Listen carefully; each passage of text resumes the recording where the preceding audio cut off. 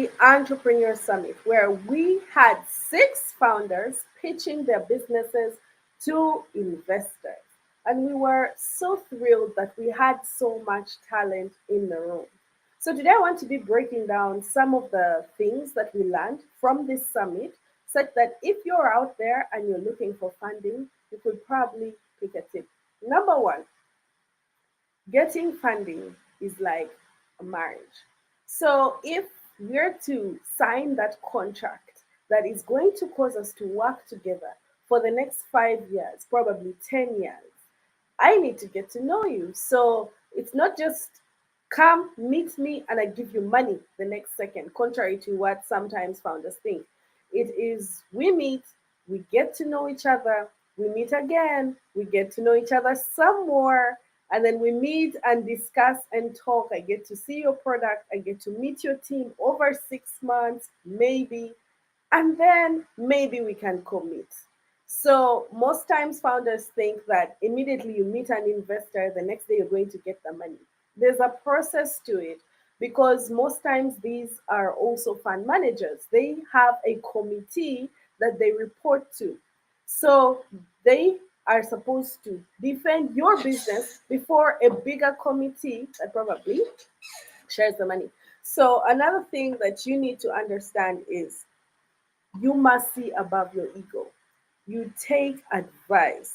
Your face, your product, your service tells a lot about you. So if an investor is walking through a supermarket and they see your product, they can easily see the kind of founder that this is. Some of them, based on what they shared, they source for your ideas through YouTube channels. They source for your ideas through the products that you place in the supermarket. They source for ideas everywhere.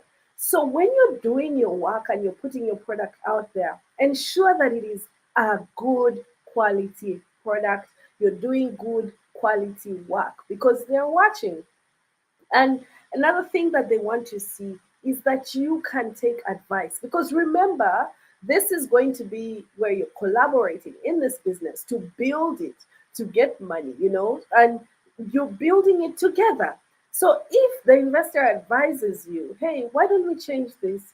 And you are so rigid, so stuck up, and so set in your old ways, and you don't want to change, you don't want to learn, then it's a red flag for them. And most times they're going to pull out and probably not carry on with working with you. They say that the biggest issue that they often have that causes them to pull out of the deals is the founder. So there was this example they gave of some founder who walked in to pitch their idea. And as they were pitching, they came with their personal assistant, probably.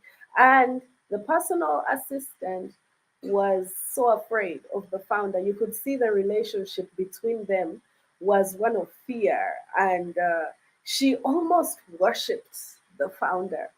So when the investors looked at this dynamic between the two, they chose to pull out because they were like, what kind of person would make their assistant or their co-founder feel so afraid of them that the assistant or co-founder is walking around in fear and shaking and panicking? And I mean, like the assistant was just trying to hand the founder a pen and the assistant was panicking.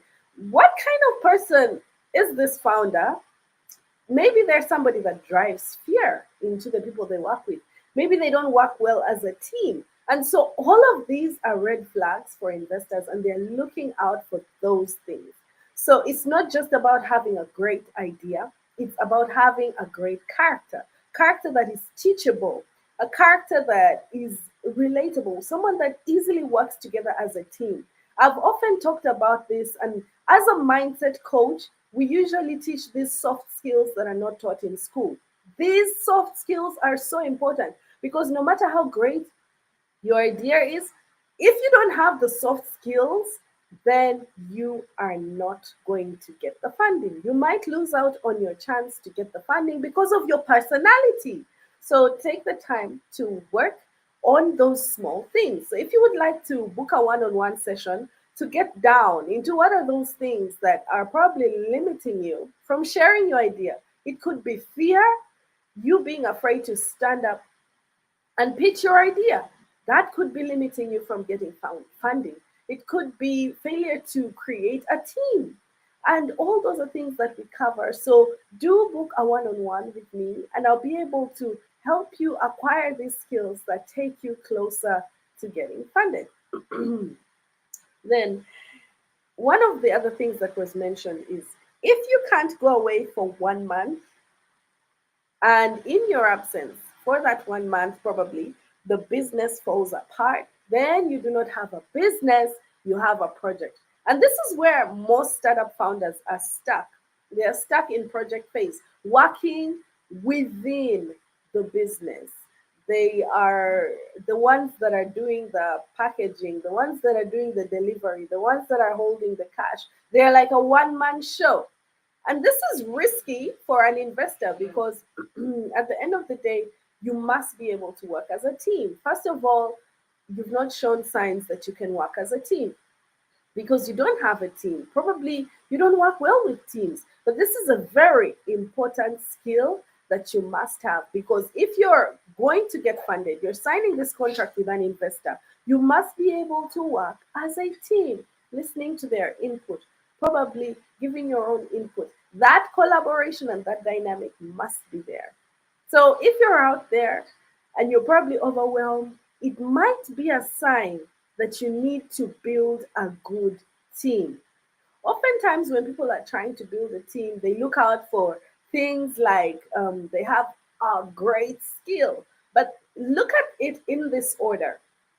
Look at their cohesion first. The chemistry, the bond that you and this person have should be number one. Number two, look at their commitment to learning. And then lastly, you can look at their skills, because skills can be taught, but character cannot be taught.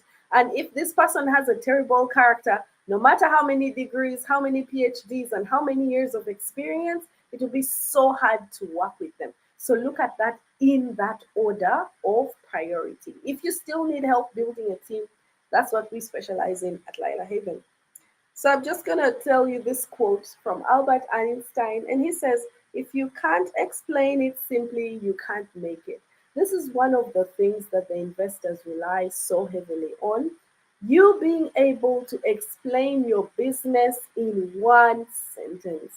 If it is so hard for you to articulate what you're doing in one sentence, then you need to go back and refine your pitch.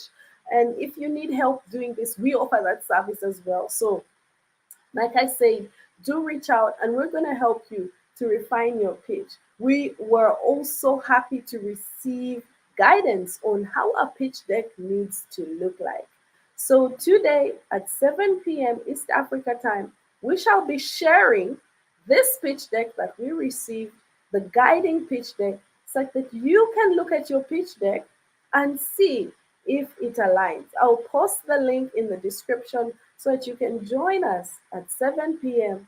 East Africa time. See you then.